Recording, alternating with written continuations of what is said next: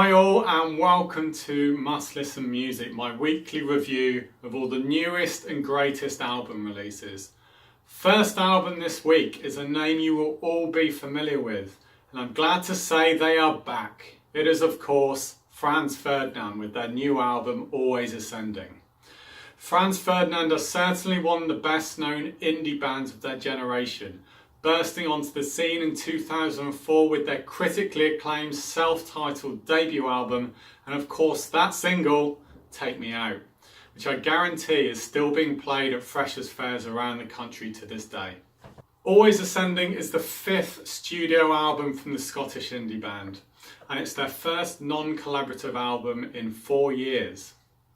Also, they've welcomed a couple of new members, Dino Bardo and Julian Corrie, with the latter more well known in certain circles under the name of Meow Meow, the Scottish synth pop artist. Along with Philippe Zadar on production, from the French synth band Cassius, it was immediately clear that Always Ascending was going to have a different sound to the guitar-heavy previous albums. However, I'm pleased to report that Franz Ferdinand have stuck to their glam art rock roots, which made them household names throughout the noughties. Rather than completely change their sound, they have used synth and dance influences to take their sound to the next level. Even Alex Kapranos retains his idiosyncrasies of past albums, like on album track Huck and Jim, where he sings, "We're going to America, we're going to tell them about the NHS." It's just a bit odd, but it's just a bit Franz Ferdinand at the same time. In fact, I would go so far to say Huck and Jim is the only song in history to mention both the NHS and the Scottish delicacy Buckfast in the same song. When it comes to making music, Franz Ferdinand know what they are doing. It's really not obvious which tracks are positioned for future single releases and which are album tracks due to the sheer quality and individuality of each song.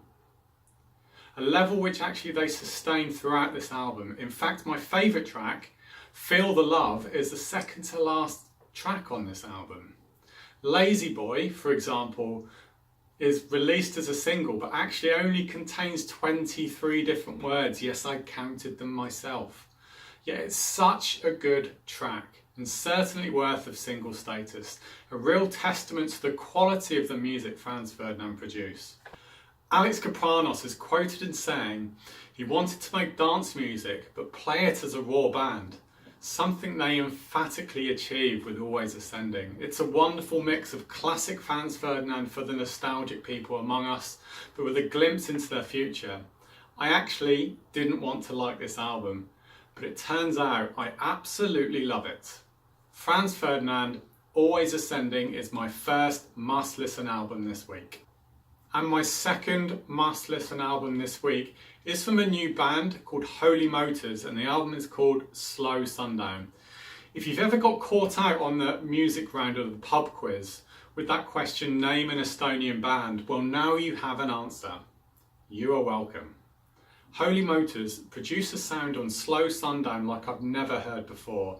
At its core, the album is built on twang and reverb, which does make it sound a bit like it was recorded in the Wild West. This is coupled with a dark, tense, melancholic sound and Elian Tulve's almost deadpan vocals. When combining all this into the mixing pot, it conjures both a shadowy sense of paranoia and tender love in equal measure.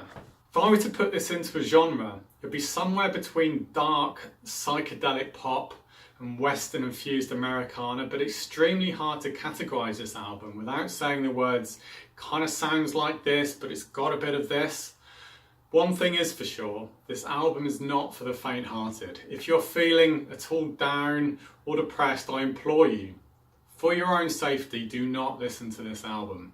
However, if you're generally more upbeat and positive about things and can deal with the dark melancholy of Holy Motors, this could be a little known gem of an album right up your street. Unfortunately, not many people are talking about Holy Motors. You'd be hard pushed to find many lines written about them in major publications. However, based on this album, I believe they can really stand among the best. Just remember where you heard about them first.